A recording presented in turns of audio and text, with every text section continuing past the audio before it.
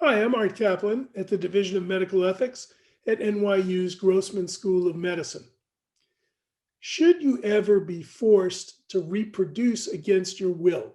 Should somebody be able to use your sperm, your egg, or an embryo that you created and have a child, even if you say, I don't want to have a child using my reproductive materials? I don't give you permission to do that. My view is it's an important moral principle in reproductive ethics to say we will never force, coerce anybody into having a child against their will. It seems to me a fundamental right, just as we recognize a right to marry and to have children when you want to with whoever you choose to, that the state should try to keep out of the bedroom. I also think the state should say, we're going to do everything we can to protect you against unwanted parenting. Well, one case that brought all of this really to the forefront is Sofia Vergara and Nick Loeb, celebrity couple, were together. They thought about having children. I believe they were older. She was older. And they decided to make embryos and freeze them. Subsequently, Vergara decided that she didn't want to be with Loeb anymore, and they divorced. The embryos, however, still frozen. Nick Loeb said, I would like to use them to have a child.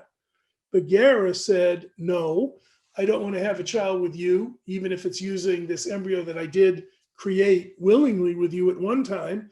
We're not together anymore, and I don't want to be a co-parent with you of any yet to be born child. I fully supported Vergara in this. You can hear that principle, don't force anyone to become a parent against their will, in play in my own position, thinking she's right, he's wrong. He'll just have to go find someone else to have a child with, or to make an embryo with, or to figure it out. But she shouldn't be forced into parenting with him if she doesn't want to do it. She shouldn't be forced to have a child if she says, I don't want one right now. Well, the Louisiana court, where all of this was fought out a couple of weeks ago, agreed with Vergara. They said, you cannot force her to give custody of these embryos over to Nick Loeb. They're as much in her control as they are his. And they unsealed the records of the court case so we could see that this couple had not been amicable for some time, and the details of the battle are laid out now, open to journalists or anyone who wants to look. What I'm really impressed by, though, is the upholding of the principle here. As much as it might make for great daytime television and scandalous programming about who owns the embryos when glamorous celebrities are involved, there's a fundamental ethics principle at issue behind this glamorous case.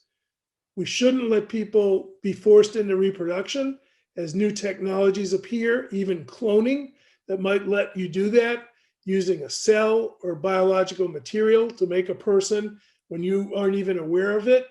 I think we ought to set the precedent up now. I'm very pleased at the outcome that the Louisiana court came to. And I think in future, we all ought to try and make sure that our reproductive rights, both to have children as well as to not have children, are fully protected. I'm Art Kaplan at the NYU Grossman School of Medicine, Division of Medical Ethics. Thanks for watching.